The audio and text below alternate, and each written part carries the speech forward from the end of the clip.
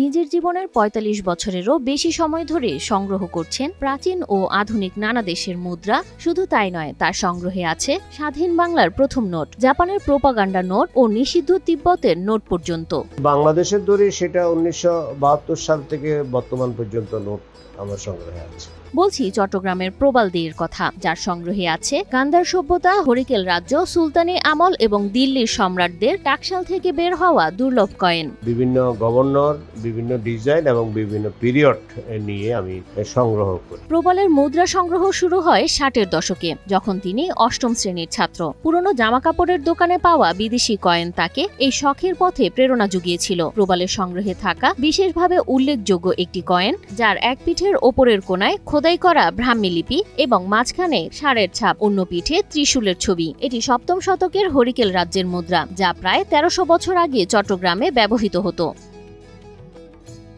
প্রতিটি কয়েন অত্যন্ত যত্নের সঙ্গে আলাদা মোড়কে কাচঘেরা কাচের বাক্সে সংরক্ষিত। সংগ্রহের মধ্যে রয়েছে দেশি বিদেশি কাগজের নোট এবং স্মারক মুদ্রাও। বাংলাদেশের স্বাধীন সুলতানি আমল, প্রাচীন গান্ধারা, বিজাপুর, আরাকান, ত্রিপুরা, মোগল আমল সহ বিভিন্ন সময়ের কয়েনের সমাহার আছে প্রবালের সংগ্রহে। সেই নোটগুলো তেমন ব্যবহার হয়নি। যুদ্ধ শেষ হয়ে যাওয়ার পরে আমরা শুনেছি ব্রিটিশ সৈন্যরা সেই নোট পুড়িয়ে পুড়িয়ে তারা চা গরম করত। সেই নোটও আছে আমার কাছে।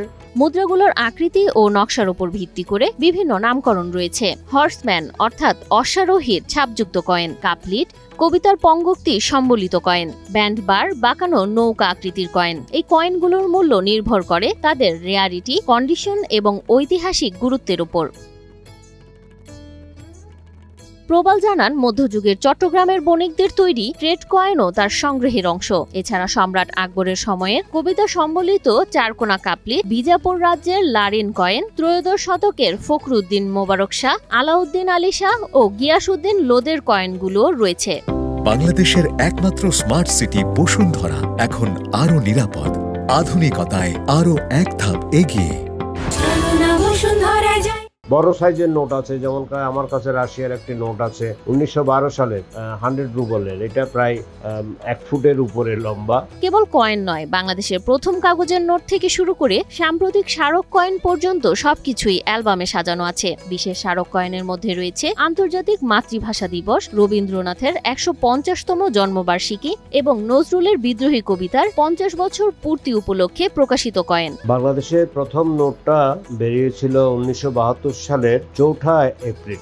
এই সংগ্রহ কেবল একটি মুদ্রার ভাণ্ডার নয়, বরং ইতিহাসের একটি জীবন্ত দলিল, যা এক ব্যক্তির ধারাবাহিক প্রচেষ্টায় সময়ের অতীতকে জীবন্ত করে রেখেছে।